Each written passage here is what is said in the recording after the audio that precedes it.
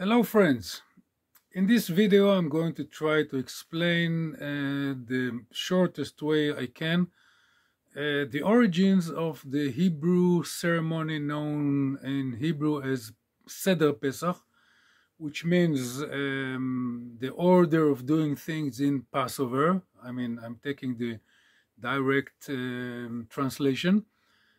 This ceremony is quite famous, supposed to be on a familiar level, at least, the nuclear family, mother, father, and the kids. Many times it's with several families. It can be some, I know people that are making Seder, the ceremony with 50 people in their home, some of them with 4. It's not the point right now. But it's considered by many Jews the most important ceremony of the Jewish calendar.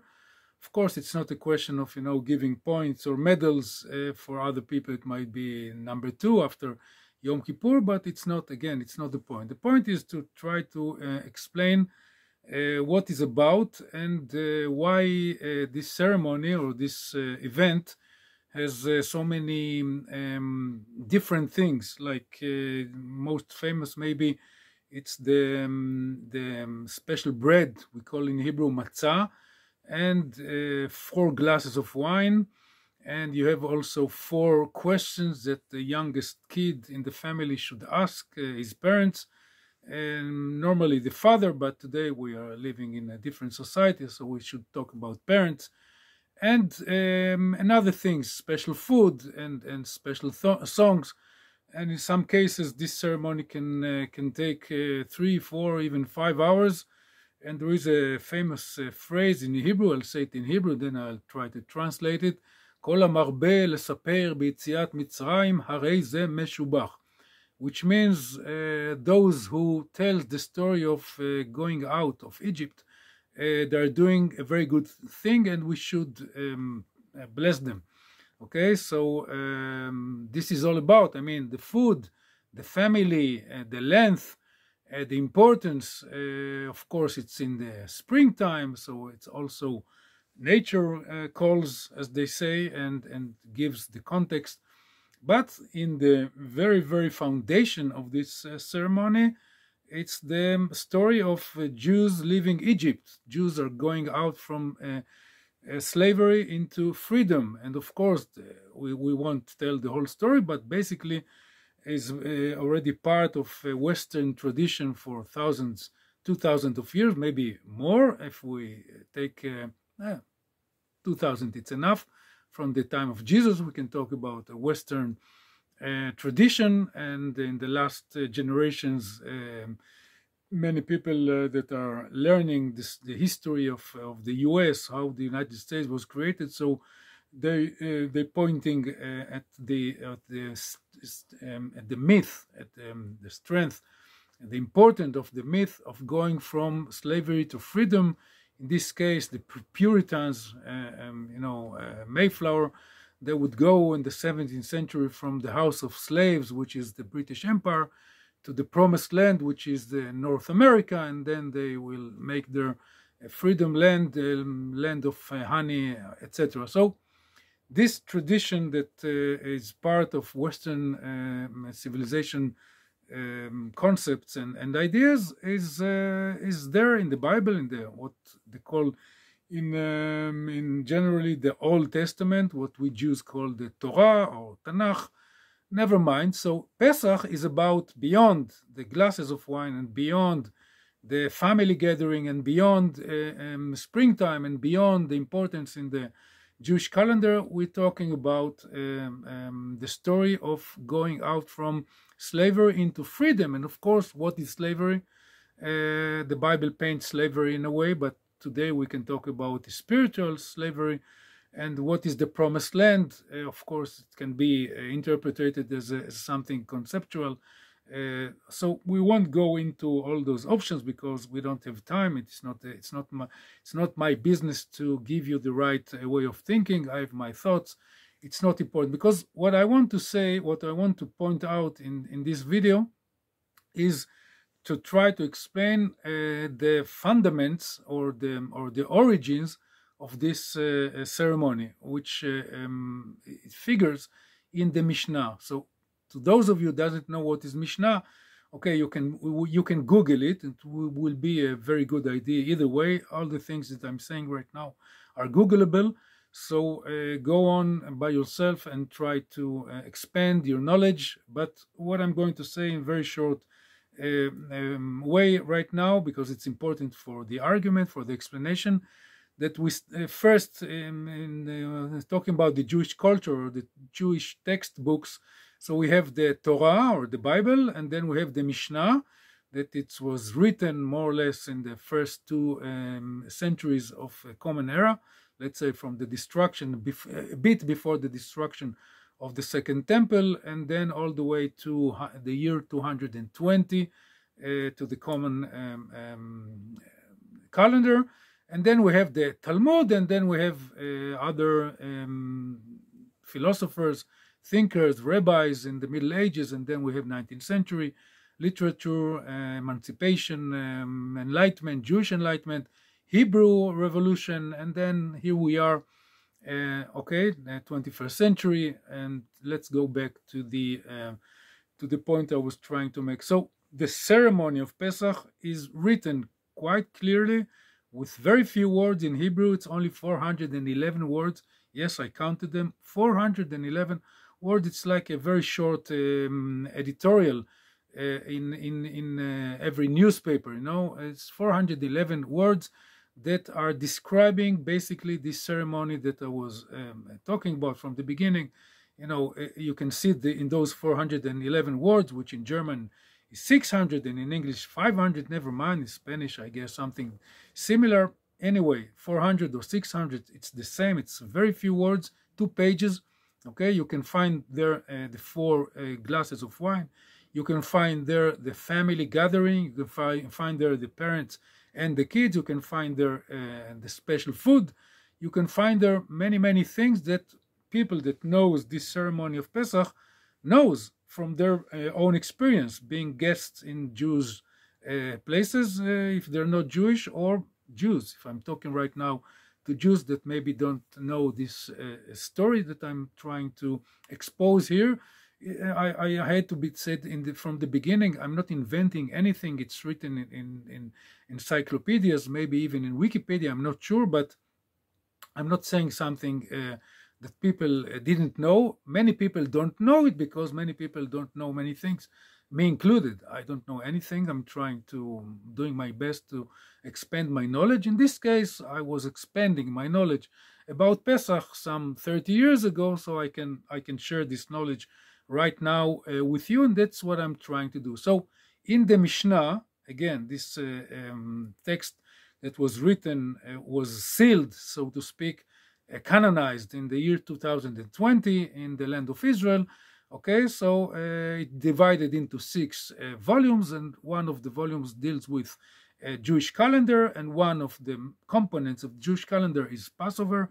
And what the Mishnah writes about Passover, it's divided into 10, let's say, paragraph, and one of the paragraph is the one that describes, as I said before, the ceremony of Pesach. And in section number 4, you can find something very interesting, which is the for me, not only for me, it's the very core of the ceremony. I mean, going beyond the issue of wine and food, which is always important for humans, that we all humans are making deal, making fuss, as they say it in the States, of food. Cats are eating and dogs are eating, and humans are also eating, but they're making ceremonies out of their necessity of eating, of metabolism, which means it's a cultural thing. We humans are giving value to the way we eat and what we're doing. So if it's a normal meal, maybe we say our blessing, or at least we try to tell jokes or whatever, to have like a social meeting. If we have just a breakfast in the middle of the week, but in the case of Passover, it's a very important meal with very important symbols, with very important story. Again, the Jewish people is going out from slavery from Egypt to the promised land. And this figures exactly in those words, not in those words, of course, not in English.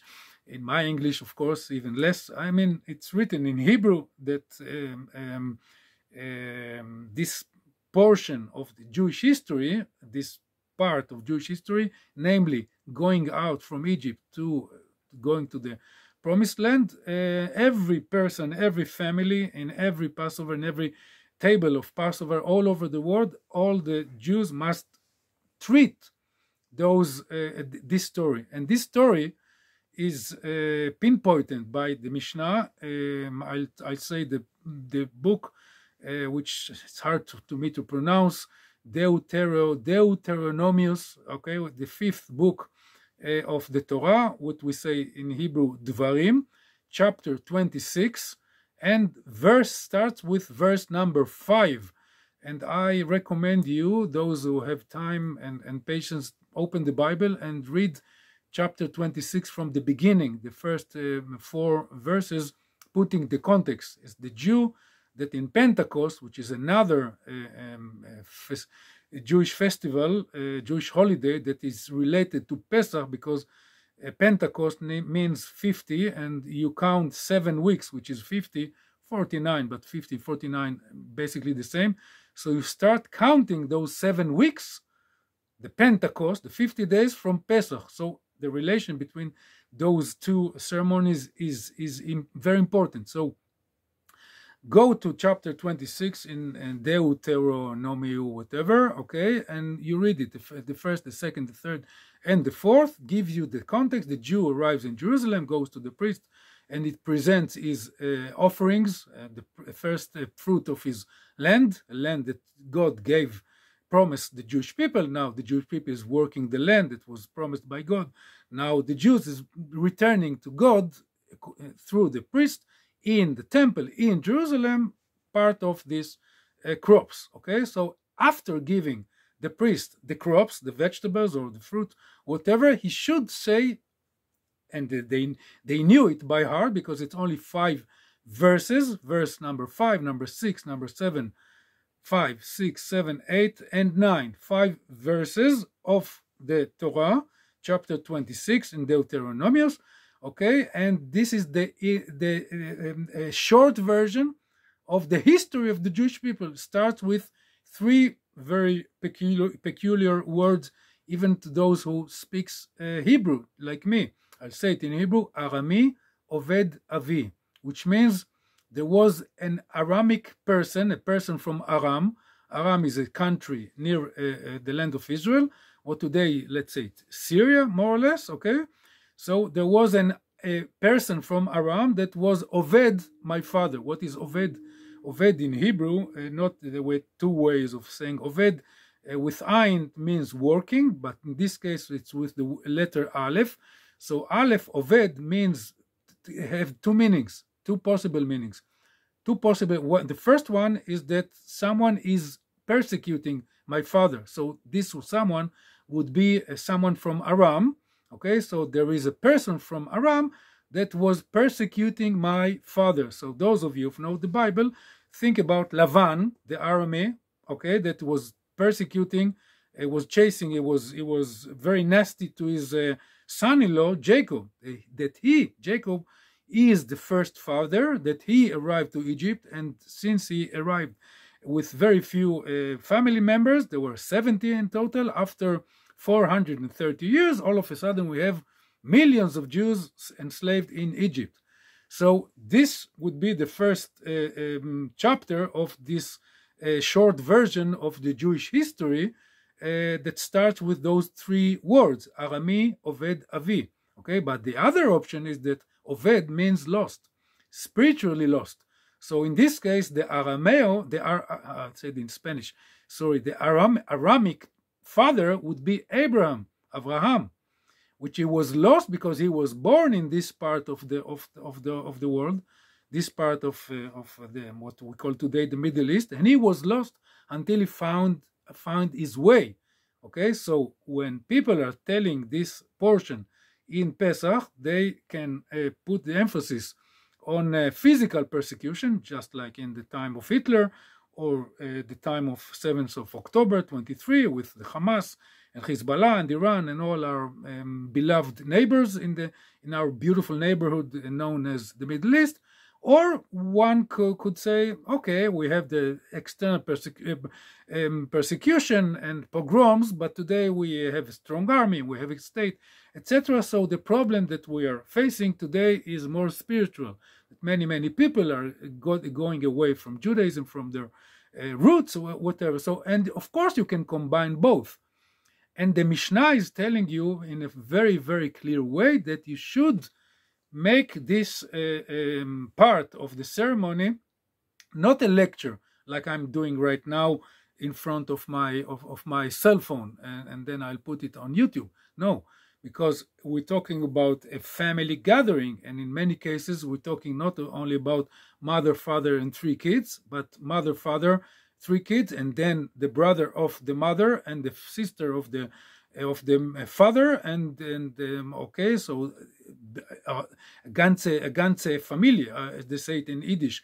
Okay, so big family. So it's an opportunity to develop those ideas, and the Mishnah is clarifying that you should do it using the word in Hebrew doresh, because it says very clear in the Mishnah that the parents should lidrosh Arami, from Arami Oved Avi, the 3 first word, until he will finish the whole portion, until he gets to the final of the verse number 9. Okay, and I'll talk about it soon enough, and I want to finish, I guess, in 2-3 more minutes, and that's it. Of course, you know how long was this video. I don't know, because I'm recording it online. I mean, and live. I'm making to myself a live transmission, and then I'll put it without any editing on the YouTube. And you are invited, of course, to do whatever you want with it. And any question I'm saying right now, my email is udimanor@gmail.com, UDIMANOR @gmail.com. Then you can make any kind of remark or question regarding to what I was trying to explain. So let's go back to the Mishnah. The Mishnah is very clear, saying to the parents, and of course to the kids also, they have the same right to doresh. Lidrosh means to interpretate those ideas. It's not a question of knowing by heart 5 verses and going away. I know it. I know, like I'm learning by heart a song or the hymn of my country or whatever, or a formula in math before I'm going to a test. No, the idea is to take this short version of the Jewish history, namely, my father was persecuted both spiritually and physically, or more physically than spiritually, or more spiritually than physically, and then he arrived to Egypt, okay, and then he became a great people, many people, and then these people was enslaved, and then the people started to cry, and then God heard their cry, and then God decided to take them out using Moses. Moses is not mentioned there, but we know that because Moses is telling the story in Deuteronomy, although that's why they call the Deu, because Deu, it means do, to, okay, in Greek, and then God brought us, after he took us from Egypt to the desert, okay, he brought us to this land, to the land of milk and honey, namely the land of Israel. So this would be this is what it's written in the Mishnah, that every Jew and every family in Pesach must do when they talking about the story or the history of Jews going out from Egypt. But surprise, surprise, in few generations, no one knows when, but let's say around 500 years later or 300 years later, who knows, the Agadah was used in a way that Jews only read even without them knowing, because other things that I don't want to develop right now because it's kind of complicated. It has to do with the interpretation that became holy text, which is not the, okay, I'm explaining it. Okay, the Mishnah, I said 411 words Now the Haggadah, the textbook of the traditional Haggadah of today, is about 60 or 70 pages, which is, let's say, at least 10,000 words or 15,000 words. So how 400 words transform into 15 or 10,000? What happened in the middle? The interpretations that the Mishnah was saying to the Jews to do became holy text, and it goes against the idea. Because the idea of interpretation is to leave empty spaces of ideas, not to tell the Jew of today the interpretation of 1500 or 150 years ago. It's ridiculous, my opinion. So I'm going back to the Mishnah, to original text of the Mishnah, and I like the spaces. As I said before, Arami Oved Avi, there are two options. Who is the Arami and the Aramic? Who is my father? What is the problem it is having, spiritual or physical? Okay, so now I'll finish with my argument that I started 2 minutes ago, because the traditional Haggadah stops at verse number 8, that God took us out of here, point. It makes sense when Jews are living in exile in Poland, in North Africa, wherever they live 1,000 years ago, so they cannot say, and God brought us here to this land, to the land of milk and honey, because we live in another place with milk and honey, Poland or England, whatever, nice places, but it's not the land of Israel. But in the 19th century, when the Reform Judaism, for example, all of a sudden emerged, they decided to read the first part of verse number 9, that God brought us to this place. In Hebrew, Vayavienu el hamakom hazeh. He brought us to this place. What is this place? Boston, New York, Buenos Aires, or Berlin. Okay, just to give you some examples of where Jews since the 19th century live happily ever after. More or less, depends when, but basically, the emancipated Jews, they consider their new homeland, fatherland, okay, Germany or England or France or the US or Canada or Australia as their new place. They don't think about Israel. Who thinks about Israel? The Zionists. Being left, right, being religious or secular like myself, we take the land of Israel as our homeland. So about 40 years ago, there was a kibbutz member by the name of Aryeh Ben-Gurion that decided to rewrite the Haggadah, to take the basics of the Mishnah, what I was trying to explain from the beginning, more than 22 minutes now, and to refresh the text, to take out some parts that are boring, really boring, because they used to be very interesting when they were written 1,000 years ago, but today it's a bunch of, you should read it and you should judge by yourself. I think it's more than boring. And it shouldn't be there, because it goes against the spirit of the ideas of the Mishnah.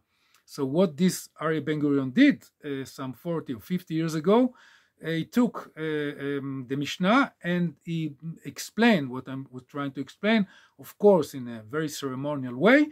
So people that want to understand what they are reading today, they know that they can read all the way to verse number 9, because verse number 9 speaks about God that brought us to this place, not like the Reform movement, this place period, but this place, the place of milk and honey, in one word, actually two, to the land, 3, land of Israel, in Hebrew, to Eretz Israel.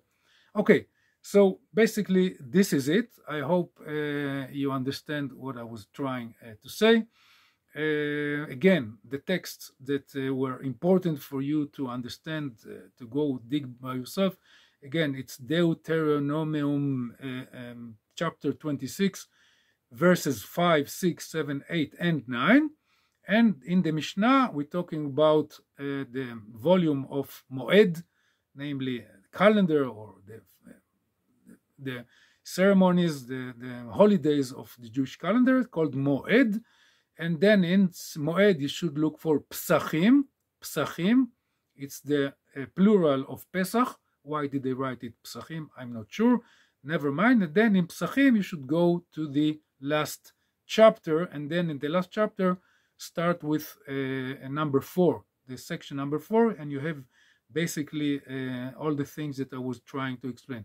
So thank you for listening. Any comment related to this video, of course, is more than welcome. Thank you so much. Bis später.